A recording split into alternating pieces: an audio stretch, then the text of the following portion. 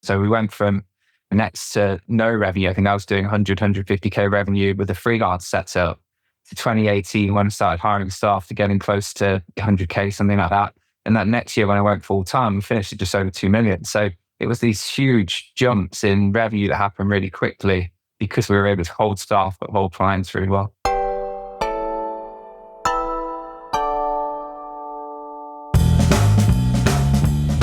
Hello, welcome to Confessions of a B2B Entrepreneur. My name is Tom Honey, your host, and today we have a big episode. We have Luke Tobin, who founded and built Digital Ethos with an initial investment, I believe, of around £100, grew that over a 6-year period and has sold it to a much larger service company. So we talk through that journey, e.g. what Luke's role was, how they grew, what it was about them that enabled them to grow as a kind of generalist digital marketing agency past other people, although they did initially start out in SEO. And then we transition into understanding more about Luke's role now as co-CEO of this much bigger services company that is ideally pushing forward towards an IPO. And then the other interesting part is we talk about what Luke's doing with the funds that he obtained from that partial exit to Cadastra AG. He now runs Tobin Capital and is investing in various different things. So we dig into that. Really enjoyed this chat. So I hope and expect that you're also going to really enjoy it. Now, quick shout out to Fame.so for producing the show. If you want a podcast like this, please go to Fame.so, request a proposal, mention that I sent you, and the team will look after you during that process. So let's jump into this discussion now with Luke. Luke, welcome to the show. Thank you. Thanks for having me. So it seems like it's been an epic journey. 2016 is when you started Digital Ethos, right? Correct. Yeah. With £100. Literally £100 invested. Yeah. That was just enough to get the sales engine going. Well, started at least. Yeah. I was going to say, was that like the website or was that like some software to send cold emails? It was basically for outreach. Yeah. Cold emails.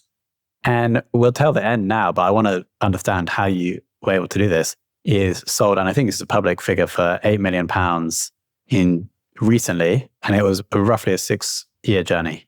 Exactly. Yeah. We grew from 0 revenue to just over 5 million in 5 years.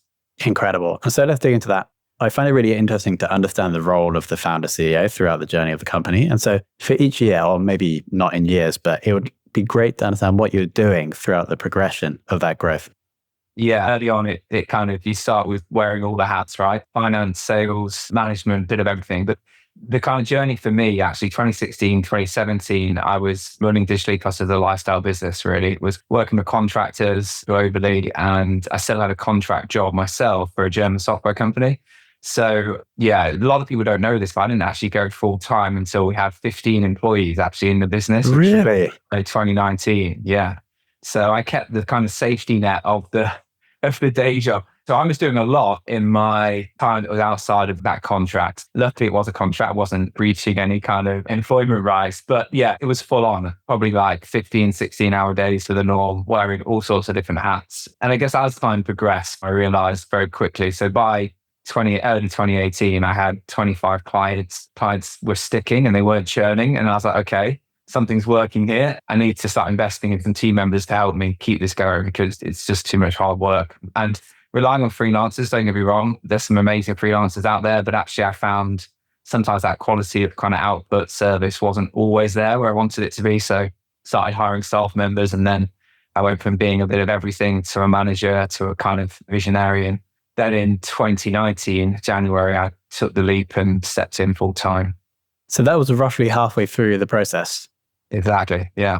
And I guess because you had this chunky, like contracting cash coming in, I guess that helped the business grow in the early days because you didn't necessarily have to pay you a big salary. Yeah, it helped a lot, actually. I didn't take any money out until 2019. And even that year, very modest. I had a bit of savings, so very modest. And everything we made actually in the first 3-4 years was completely reinvested back into the business. So whether that was staff, training, tooling, whatever it might have been. So yeah, everything helped towards the kind of the growth engine that we're trying to build. And did you start by offering various different services? Because now there's about 7 on the site, right? But did you focus on one first?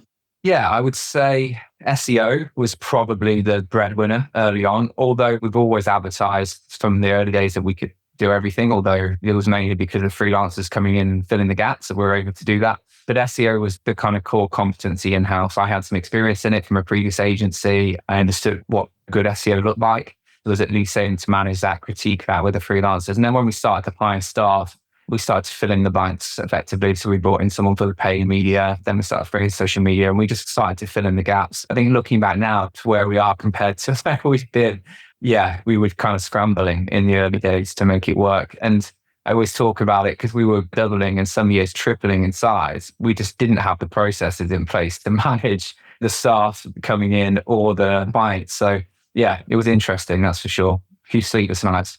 I can imagine. If we think about, let's say in the UK, he's probably conservative, but maybe 100 marketing agencies were started in that year. And you guys probably had a top 1% outcome. What do you think it was about you guys that enabled that to happen? So I think there was a little bit in the kind of the formula. I mean, if we talk about agencies in general, I think there's 26,000 or so in the UK. So basically marketing is commoditized these days, isn't it? It's very hard to differentiate between SEO and PPC from one firm to another. I think really what separates it and what we tried to focus on was alignment to the customer. And what I mean by that is in the early days, I would go and physically spend a day or so on site with every new client that we signed. So actually go into their business, act like an employee would on that first day, ask all the silly questions, understand who you go to for what, who makes the tea, who does, and just really integrate in, go out for lunch, go out for dinner with the team and become a kind of a cog in their system. And that philosophy we carried on and we still carry on in many ways to this day. And it meant that certainly in the first 2 or 3 years, we just didn't have any churn. Clients, the industry average for churn is like 40, 50% a year. It's scary numbers, actually, when you start looking at the whole industry. And we couldn't churn clients. And actually, I wish that was still the problem now, because as you get bigger and you scale, and we do churn clients now, unfortunately, from time to time for different reasons. But back then, we just didn't. And actually, that was really the secret sauce. And also the team members, those early team members, a lot of people talk about finding a tribe and finding the right people. I think we had a lot of the right people, but even if we had a few of the wrong people, they'd stayed. And actually, just by having consistency for clients as well, that helped with that retention. So we went from next to no revenue. I think I was doing 100, 150K revenue with a freelance setup to 2018 when I started hiring staff to getting close to 100K, something like that. And that next year when I went full time, we finished at just over 2 million. So it was these huge jumps in revenue that happened really quickly because we were able to hold staff, but hold clients really well. I totally agree with you. Like, a business is so much easier to grow if you retain the customers. And then in the agency world, you realize that the precursor to retaining customers is often retaining people. So I'd love to dig into that. How were you able to keep your best people there and engaged with the work? So I think early on, it's easier, right? I talk about this with the team as well, as kind of anything under 10, 15 people, you're a bit of a family. You're building something together. Everybody feels a sense of ownership, even if they don't have shares or options. They really feel like they're building something, those building blocks early on. As you get to kind of 20 plus people, it's harder for the founders to be around everybody to the same level. So it starts to disperse slightly and you start to get more kind of separations in team members, and there's little cliques and things that start to happen. So I think actually the thing that worked really well initially was just that sense of ownership and giving people a chance to really run with ideas. And there was no good or bad or silly ideas. Everything was plausible and everything was on the table. And I think that really helped to empower people and keep the good staff members.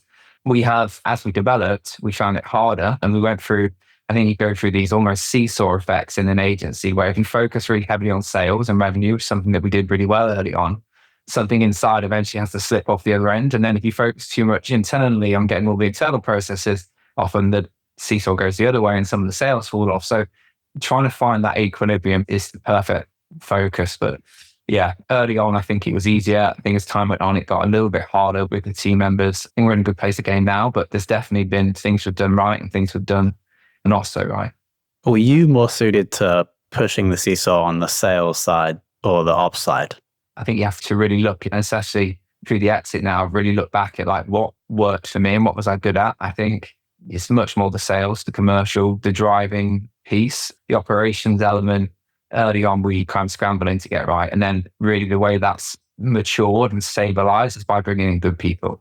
There's so many better people than me for running that part of the business. That said, I've learned to enjoy it and I've learned to do it. I think you have to, but yeah, certainly the sales part early on. And were there anything special or exciting you're doing to bring in the clients? Obviously, we're keeping them for ages and you can get inside, maybe sell one service and then you have all the others to sell. So that's nice as well. But to bring in the new ones, was there anything interesting that you learned or are learning now?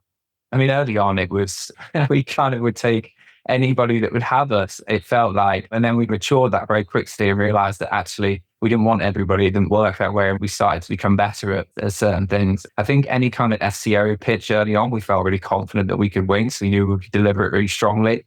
There was always some nervousness around some of the other channels. So I think, again, as we matured, we were able to focus a bit more on that. But really that point of difference was the fact that we were selling to clients that we would integrate with their team. So we would go and physically spend time on site. We want them to come spend time with us. And we had a few clients, like the larger retainers. I remember our first 10 grand a month retainer.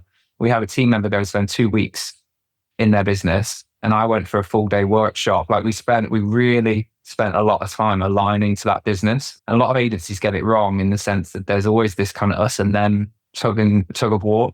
I see it time and time again, and clients just get really, really unhappy very, very quickly.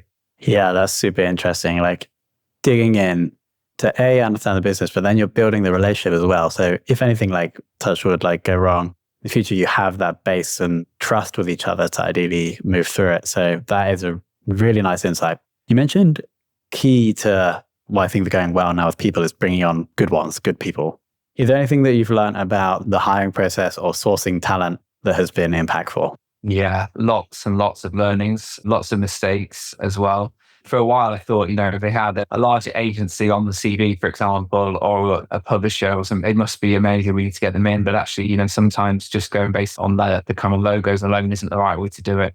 I think for us, really, what's worked over time is almost stress testing the relationship and really getting the candidate to, again, spend a bit of time in the business before we hire them. So we do what we call interview or assessment days now, where we have an initial 15-minute phone conversation. Normally a recruiter or somebody will refer that person into us. Have a quick chat just to check the synergy, what motivates them, what inspires them, what's driving them, see whether that fits our current culture and our ambitions. And then we invite them in for a day, come and sit with the team, again, do lunch, spend time. It's that whole ethos that we have around that alignment with clients.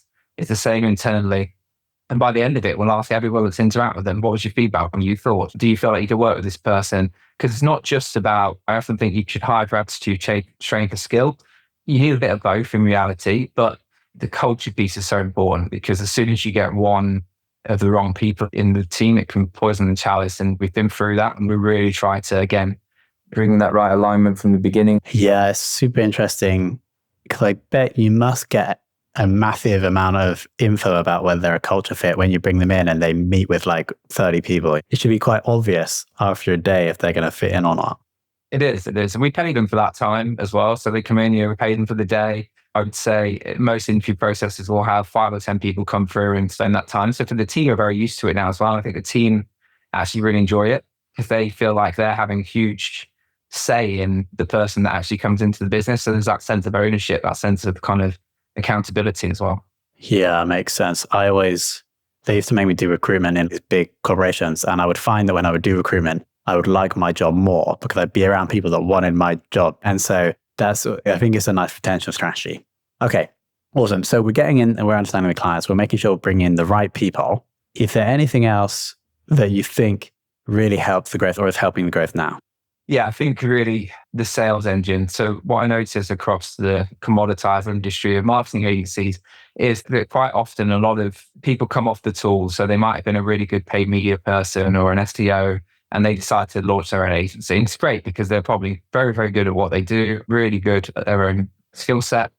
But then trying to build a business without the commercial or sales acumen is really difficult. So I think what we did from the very, very early days, and we continue it now, is invest very heavily in the growth engine. I'm a big believer that new revenue fixes all problems, if not most problems. So I think we really focus on that. And for an agency our size, we even here in what we call EMEA now under Cadastra, but really the UK is the main focus still, 60, 65 people or so. It's fairly modest. The group is now 1,000 people. That kind of focus of the team, I think we have 5 salespeople in a team of that size, whereas most agencies our size might have one. So that is a point of difference as well, and something that's really worked for us when it comes to revenue growth. Are they all doing outbound?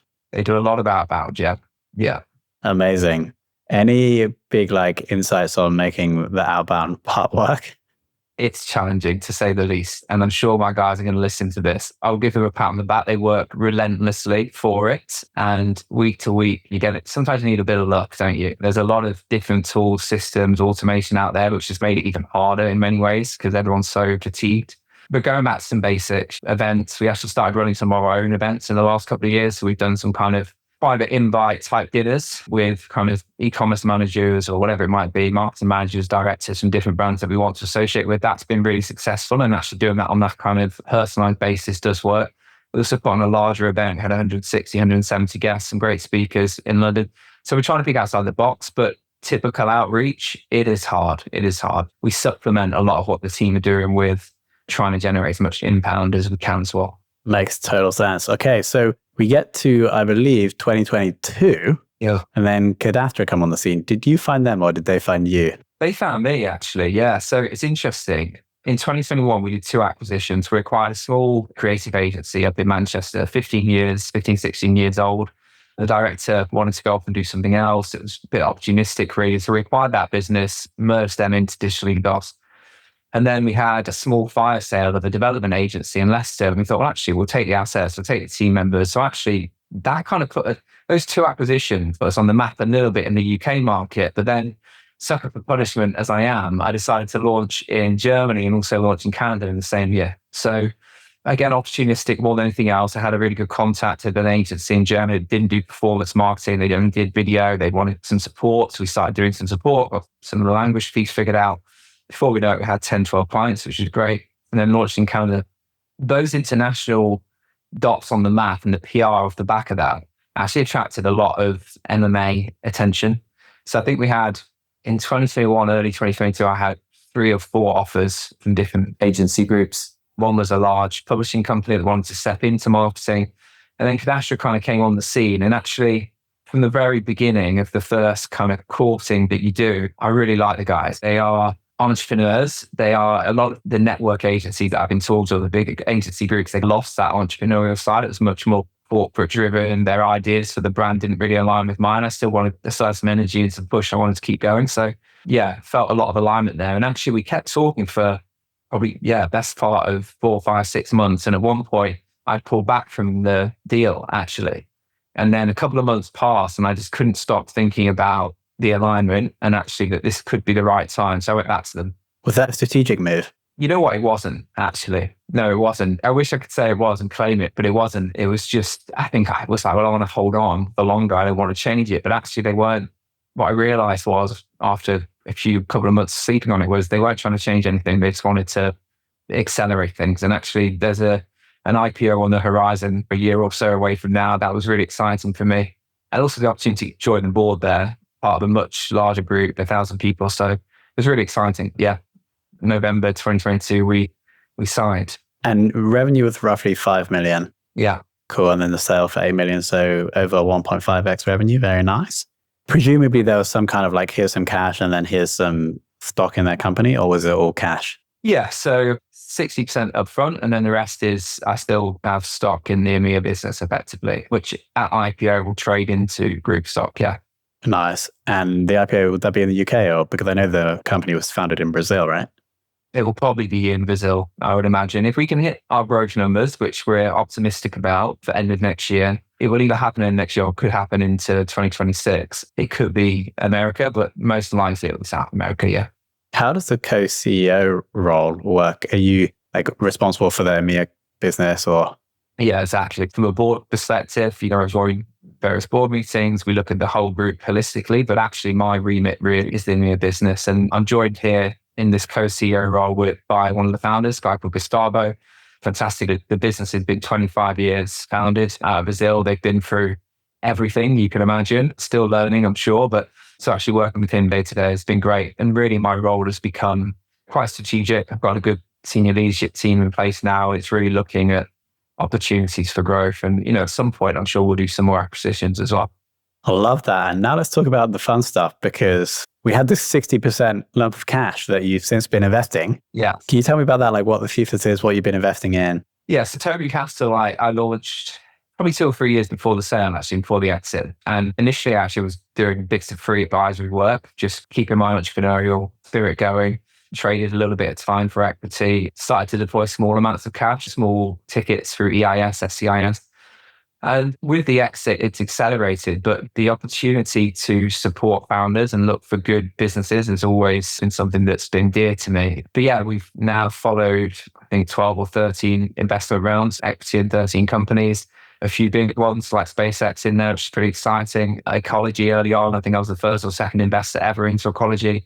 They've grown exponentially since. Some very exciting brands, and really, the focus now is to keep deploying my own capital, prove the model that it works. And then at some stage, I'll launch a fund and take in other people's money. But first of all, I want to prove that I could get a good return on my own capital before asking other people to trust me with theirs. So that's been the big focus. And I've been really, really enjoying it.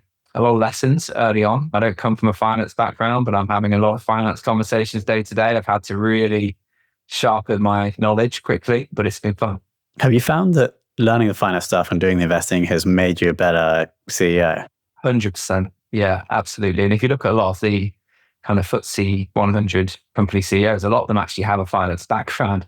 It just, that alignment to understanding kind of intrinsic value, understanding kind of key financial metrics has been excellent. Yeah, I love it, to be honest. In my evenings, my day still is the hat on is cadastro. As soon as the hat comes off in the evening, I am like, if it's not reviewing stocks and shares, I'm reading balance sheets or looking at pitch decks. I love it. Absolutely love it. Out of the 13 companies, were they all like startup tech companies or the private rounds, early stage, or is there other stuff in there as well? It's a mix. Obviously, SpaceX is a mix. It's pre-IPO. They should IPO next year, if not back end of this year. So that's secondary market type stuff. It's a bit bigger.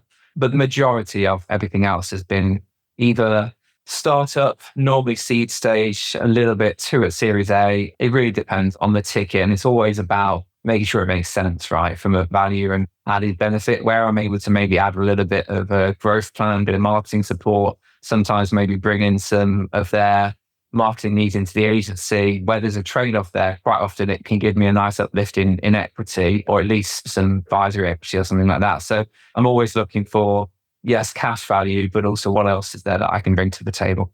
And does the cadastro company distribute profits, or like in the early days of digital ethos, are you reinvesting all of them?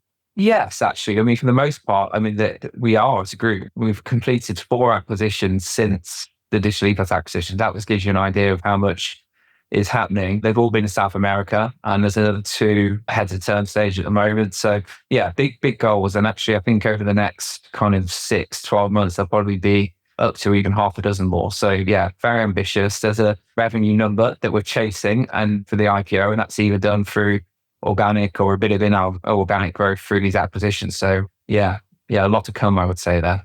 I think I read somewhere the rough revenue of cadastro is around 50 million. Is that right? Yeah, 50 million. Yeah. Cool. Okay. So we're trying to get to 100, but you don't have to share the goal. But that's going to be epic, right? If you IPO in Brazil, you have to go to like the Brazilian stock market. That'll be amazing. That'll be super fun. Yeah. It will. And like, it seems, you know how some people would advise just to keep going with your own company, keep all the equity, but actually the experience you're getting now or in the last few years and the next few years, it's like absolutely incredible, right? Like acquiring all these companies, potentially IPOing.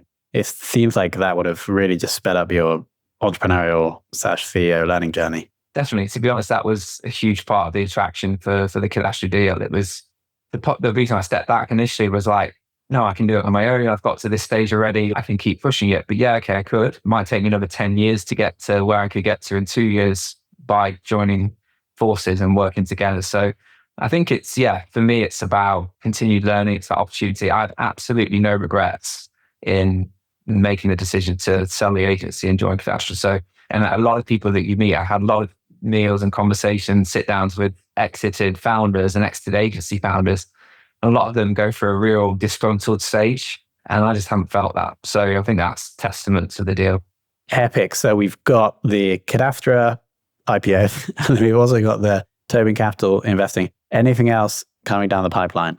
Yeah, big focus obviously is Tobin Capital piece. Really outside of that, I'm looking at investing in a venture studio, which is based out of the Nordics. Super interesting. They've got kind of 12, 13 of their own brands that a couple have already exited. So that would be really cool. I'll join as like an investment partner there, pretty much a silent partner, but I think there's huge opportunity. So yeah, I'll share more about that kind of on socials ASAP, just going through due diligence now. A couple of other really interesting investments as well in Tobin Capital, which we'll share very soon, but again, quite big known brands. And we've launched a newsletter called Entrepreneurial Edge, which obviously we can share after this. Yeah, growing kind of numbers in there, but just sharing some kind of hints, tips, ideas. I'm always super honest about the fact that I'm figuring out this finance piece as I go and investment piece as I go and sharing those learnings, and hopefully there's some bits in there for people to take away.